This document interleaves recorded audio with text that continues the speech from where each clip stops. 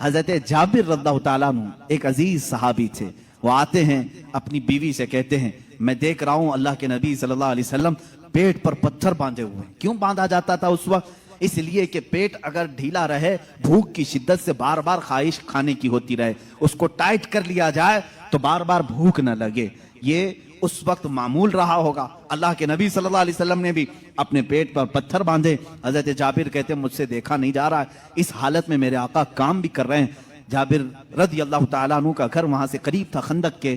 ان کی بیوی سے انہوں نے کہا کچھ کھانے کو ہو تو بنا دو. انہوں نے کہا گھر میں تھوڑا سا آٹا ہے, جو کا آٹا ہے, اس کی چند روٹیاں بنیں گی, 4 یا 5 روٹیاں بنیں گی, اور ایک بکری کا بچہ ہے 6 مہینے کا ہوگا, بس اتنا ہے. کتنے لوگ کھا سکتے ہیں آپ ہی دیکھیں.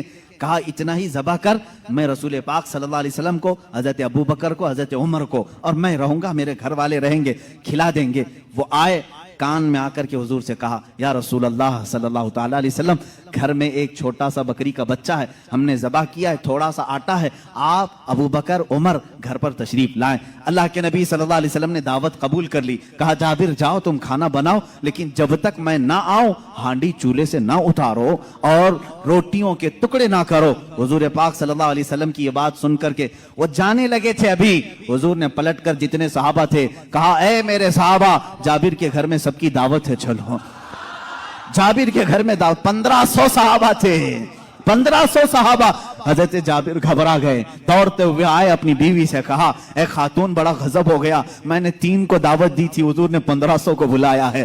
ان کی شریک حیات ایک صحابیہ تھی, توکل کے اعلیٰ درجے پر تھی. پوچھتی ہیں اے جابر آپ نے بلایا ہے یا رسول اللہ نے بلایا ہے؟ حضرت جابر کہتے ہیں میں نے کسی کو نہیں بلایا, رسول اللہ نے بلایا ہے. کہتے پھر فکر چھوڑو, جنہوں نے بلایا وہی کھلائیں گے, جنہوں نے بلایا وہی کھلائیں گے. ہم کو اس بات کی کیا فکر ہے, ہمیں تو کھانا بنانا ہے, وہ آئیں گے, جس کو انہوں نے دعوت دی وہ کھلائیں گے. ہم نے 3 کو دعوت دی, ہم 3 کو کھلائیں گے. رسول نے جتنوں کو دعوت دی وہ ان کو کھلائیں گے. یہ خاتون کا عقیدہ دیکھیں, صحابیہ ہیں. حضرت جابر رضی اللہ تعالیٰ عنہ فرماتے ہیں گھر میرے آقا تشریف لائے, گھر میں بیٹھنے کی جگہ بھی 10 لوگوں کی تھی, 10 لوگ بیٹھ سکتے تھے.